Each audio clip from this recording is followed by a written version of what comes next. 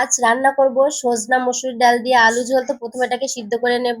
সিদ্ধ হয়ে গেছে, আমি অন্যদিকে মশলা কষাইতে দিয়েছিলাম। আসসালামু আলাইকুম, কেমন আছো সবাই?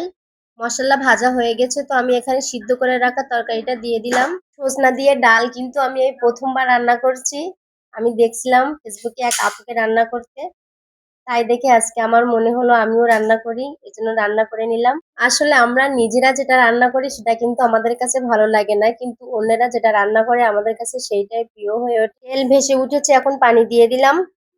বলক এসে গেছে।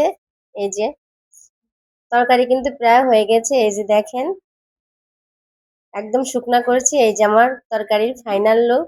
আসসালামু আলাইকুম বন্ধুরা, ভালোবাসার সবচেয়ে সুন্দর রূপ হলো অপেক্ষা।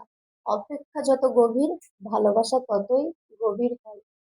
একটা কথা সবসময় মনে রাখবেন, মানুষের জন্য মানুষ, টাকার জন্য কিন্তু মানুষ নয়। তুমি বদলে গেছো, তাতে আমার কোনো দুঃখ নেই, কিন্তু আমি আমার কাছে লজ্জিত।